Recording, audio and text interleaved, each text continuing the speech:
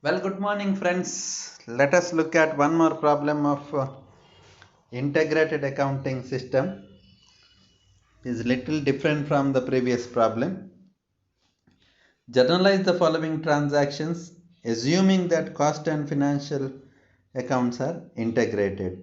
So, raw materials purchased, direct materials issued to production, wages paid, and their 30% is indirect, wages charged to production, manufacturing expenses incurred, manufacturing overhead charges to production, selling and distribution cost paid, finished goods at tax, sales, receipts from customer, paid to creditors, and closing stock. So here we have all the amounts given. Okay, closing stock amount is not there. So this is a problem from 2011 question paper. So let us solve the first case, first transaction, that is raw materials purchased.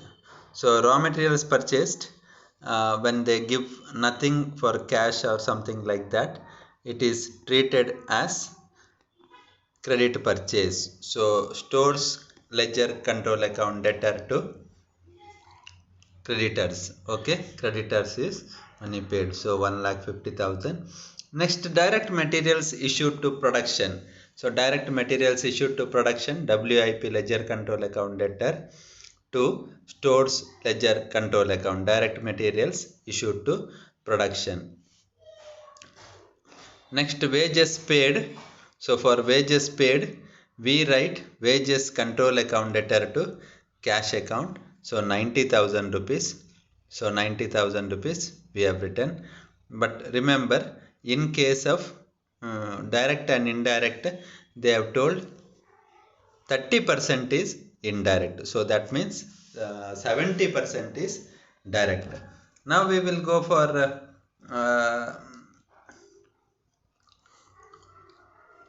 wages charged to production. They have given 75,000. So charged to production is nothing but this WIP ledger control account debtor to wages control account 75,000. Now you should see that charged to production is direct, correct? So it is direct. So direct is 70%. So 70% of 90,000 is 63,000, correct? So it is 70% of 90,000 is 63,000. So 63,000 actually is wages control account debtor to cash account for direct. Okay, so you have to see that when it is issued to production, it is for direct. So 75,000 is for production we have done, that is WIP ledger control, but actually it is 67,000 rupees. So you have to transfer that over recovery to profit and loss account. So here what we have to do is, you see wages control credited 75,000, but debit to wages control as a direct expense is 63,000 only. So wages control 12,000 account debtor to P&L account 12,000 rupees. So this means it is over recovery. Actually it is 63,000, but 75,000 is charged to production. That is why it is over recovery. Now remaining indirect wages, there is no information, right? So remaining amount we can do it whatever the cost. So 63,000, 90,000, 63,000 means it is 27,000. So 20,000 and 27,000 is remaining here. So here you see, so we have to do it for indirect wages absorption, charged absorption indirect wages. So indirect wages is factory overhead control account debtor to wages control account, being indirect wages absorbed. How much? 27,000. Remember 27,000. Why 27,000? Because 63,000 is direct. So 90,000 rupees is total. Out of that 63,000 is direct. So remaining 27,000 is indirect. That is why we have charged to factory overhead control only 27,000, which is indirect wages. Okay, next one we will look into manufacturing overheads incurred and charged to production. So manufacturing overhead control account debtor to cash or bank, that is incurred, you have to write that is 63,000. So it is simple, bank or cash. Then next entry, manufacturing account charge absorbed, charged to production. So WIP ledger control account debtor to manufacturing overhead control account. The amount given in the problem is 69,000. So here again you have to see, one is 63,000, another one is 93,000.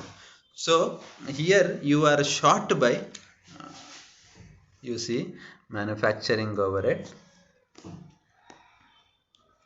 63,000 is debit, credit is 69,000. So over recovery. So it is over recovery, and that means credit is more. So you have to debit it, manufacturing overhead control account, to the extent of 6,000 rupees. This 6,000 rupees is 69,000 minus 63,000. Okay, to profit and loss account. Okay, now this is end of manufacturing transaction, overhead transaction. Selling and distribution cost paid. So selling and distribution cost paid, that is the entry we have to do. Selling and distribution overhead account debtor to cash or bank 15,000. Now you see in the problem they have not given anything else for selling and distribution, only paid is given. But when paid is given, we have to do that absorption also. So cost of sales to selling and distribution overhead control accounts, cost of sales to selling and distribution overhead control account, only 15,000, which is given for incurred. So here there is no question of profit and loss account. Why? Because you do not have difference in absorption and paid. It is one and the same, 15,000 only. Next it is finished product at cost. So finished product at cost. Finished product is produced by the production department. So finished goods control account debtor to WIP control account. Finished goods control account debtor to WIP control account. So only one entry. And sales they have given, that we will do little later, 2,25,000. Now receipts from customers. So receipts from customers they have given. So cash account debtor to debtors 52,500. Then you do sales. So sales they have given, either cash account debtor to sales or debtors account debtor to sales, 2,25,000. Same entry, one entry over, that's it. Then the last one, paid to creditors. So creditors account debtor to cash account. Cash goes out, creditors receives the money. Last one is actually closing stock, but closing stock there is no amount given as such. So here it is payment to creditors is the last entry. So we have done again one more problem on integrated accounting system. We have passed journal entries for all the transactions, but you should be very careful with regard to integrated and non-integrated accounting system, because in integrated you combine the entries of cost and financial, but in non-integrated you do not combine the costing and financial account transactions. So in that is why you find debtors, cash and all that items in this particular case, whereas you don't find such items in non-integrated accounting. So but the concept remains the same for expenses paid and absorbed. Okay, for paid and absorbed, see the amount difference. If there is no difference, no amount is to be charged to profit and loss account. If there is difference, amount has to be charged to profit and loss account. Now this is one more problem. So thank you very much.